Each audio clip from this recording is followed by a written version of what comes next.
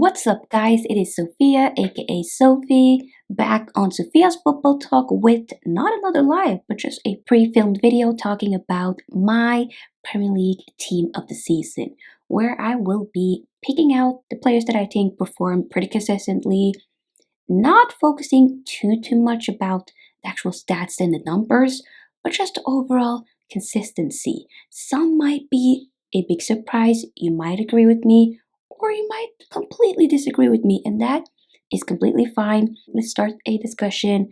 I would love to also know what your picks are for the team of the season. Leave it down below in the comment section, and let's start the video, shall we? I try to be as neutral and unbiased as possible. Some of the picks might seem a little biased, but at the end of the day, I feel like I am, backing it up with legitimate reasoning and arguments, I'll say.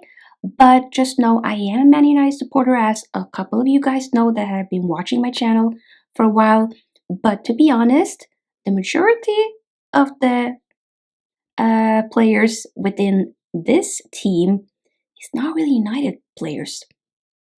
Okay, you will definitely see which players that is kind of ruling this whole squad. So just want to make that clear. So here is a template that I technically took from skysports.com, where you could just fill out, the players that they had available, I guess. I just kind of chose from the picks that they had. So I decided to choose a 4-3-3 formation, where we will be starting first and foremost with the goalkeeper.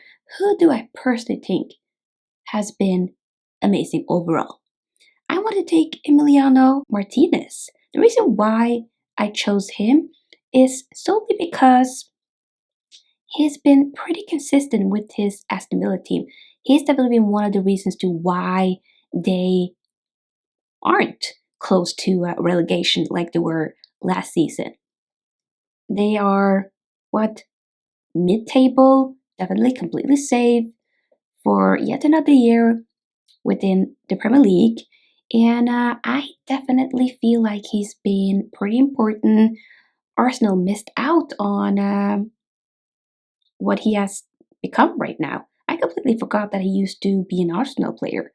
He's been exceptional. These incredible reactionary saves. Therefore, I wanted him to be in my Premier League team of the season. So that's that. So for the defenders, you guys guessed it. It's not really a big surprise to see, my back four here with Luke Shaw as a left back. He has been one of the best left backs in the world right now. I am so happy to see him just thriving at the moment. He's been one of the most consistent players overall or throughout the season. So of course he needed to make the spot, right? Is there anybody that is that good right now within the left back position? I don't think so. So therefore, I needed to have my guy Luke Shaw here. So when it comes to the right backs, I had to, of course, pick João Cancelo. He's been exceptional for Man City for sure. Needed to pick him. No other reasons for the fact that he has just uplifted City, taking them from this level to the next level. Been very decent at the back. And the same goes for John Stones and Ruben Dias. As a center back pairing, those two has been pretty apparent and very important for the City squad. Like, their defense has been one of the best in the league this season. Remember, it's been really incredible seeing City go from being like a mid-table team early on in the season. They weren't really doing that well, and it all kind of changed mid-January, and now, as we all know, they won the league yet again. Is there really a surprise? No. A lot of it has to do with their defense overall, and I feel like John Stones, Ruben Dias, and João Cancelo has a lot to do with their good performance. When building a team, you really need to start at the back. That's the spine. That's what is going to really keep you solid. If you don't have a good defense, then do you really have a good team? You know what I'm saying? Next up, the midfield here might come as a surprise. My mid three here, I wanted to pick maybe a wild card, a joker, Thomas Susek from West Ham. I really feel like he's been pretty consistent overall this season. And to be honest, a lot of people was writing off West Ham to be probably relegated early on in the season. Nobody really thought they were going to do well. Look at them now, within the top 6 or 7 teams at the moment. They were very close to get, Champions League. They probably ruined their chances at the end now, but overall, they have exceeded their expectations for the season. And one of the reasons to that is simply Thomas Susek running the midfield. I really feel like he's been important. Therefore, I wanted him to be a part of my team, as I've been really admiring him, how vital he is for the West Ham squad. Definitely one of their more important player. So yeah. And of course, there's definitely not a surprise as to why I needed to pick Bruno Fernandes within the squad as well. I mean, he probably should win Player of the Season.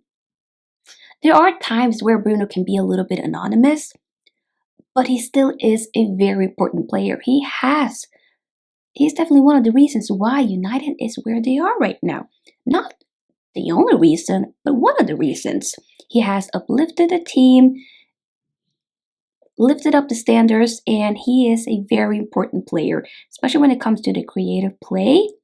The link-up play that he has with Edison Cavani has been vital for us in a lot of different games. So I, of course, needed to have Bruno Fernandes right there in the midfield, ruling it, and also adding on Ilkay Gundogan. He has been so important for the City squad, and definitely another reason to why Man City is where they are, might win a Champions League trophy for the very first time.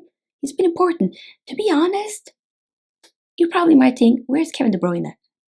Seriously though, did he really deserve to have a spot within the team of the season or team of the year? I don't think so. I do admire Kevin De Bruyne. I do. He is an exceptional player, one of the best players out there in the world. Yes, he is. But I don't really feel like he's been consistently good throughout the season. He started pretty off shaky, and then I remember he got injured early on in January, and I thought, ooh, is this maybe where City will probably lose? They were missing, Sergio Aguero at that time, but several other players within the City squad leveled up. They weren't really missing Kevin De Bruyne. Ilkay Gundogan took that role instead, and he ruled, bagging on these goals back to back with no struggles at all. And therefore, I needed to include him here instead, because he's been wonderful, incredible, and therefore didn't really have any room for my man Kevin De Bruyne. I'm sorry, De Bruyne, but he had to be for my front three here. The strikers, the right wingers, and stuff. Although it might be a little weird here, some of it seems reasonable, others is like, you might question it a little bit. I was really going back and forth with who I was going to have as my front three here. But I decided to go with Riyad Mahrez from City yet again. He has also been super important for the City team, and I really like Riyad Mahrez. He is such a good player. He really is. So I didn't need to have him there. Harry Kane, is there really, do I need to explain why I have Harry Kane in my team? Like seriously, he is the top scorer and has the most assists currently. And we need to remember he has been injured a few weeks within the season. He still managed to score the most goals and have the most assists. exceptional player. Any team would be happy to have a player like Harry Kane, which he will, in hindsight, make any team better. Such an important player. And then I was thinking, okay, who am I going to have next to him? I ended up with picking Patrick Bamford. I know Patrick Bamford is a striker, but I was just like, you know what? Let me have him in there. I could have possibly picked Marcus Rashford. He also has the stats to prove that he has technically had a good season. But seriously though, I do follow every Man United game, and he hasn't been the most consistent player. He has been struggling with injuries, and overall, he's not the best on the right as he is on the left. So therefore, I just couldn't choose Marcus Rashford. And I just wanted to have Patrick Bamford. I feel like the reasons to why Leeds are the way they are, they came back to the Premier League after such a long time away and just, mainly being within the championship. We have them back. Are they, I think, 11th? Pretty good. Seriously. They have been playing such entertaining and great football overall. And one of the reasons to that is Patrick Bamford. So I wanted to have Patrick Bamford within that role for my team. They can maybe switch up. Maybe he and Harry Kane can be switching off a little bit within positions. That can still be possible, whether or not Patrick Bamford playing as a 9 or not, we can switch it off. Just think that this is just like a fantasy team. It might not be the most realistic team, but overall, I'm focusing on the players that I think have been pretty exceptional throughout the season and therefore deserved a spot in my team of the year and season. So there you have it, guys. That is my Premier League team of the season year. I hope that you guys liked this video. If you did, then please give this video a big thumbs up and of course comment down below. Do you agree with some of my picks? Maybe you disagree. And if so, share your opinions down below. I would love to know what your picks would be. I have more videos planned. You will probably see me in another live video on Tuesday talking about the Manchester United versus Fulham game. I didn't really have the opportunity to do a live on the Liverpool game, and a few days have passed, so I don't really feel like it's any point of doing a dedicated video about that. But if you guys are interested, maybe I'll just overall talk about how Man United has done this whole season. I'll probably do that when the Premier League season is over, so stay tuned for that. But I'll see you guys very soon, like I said, on Tuesday hopefully. Have a nice day.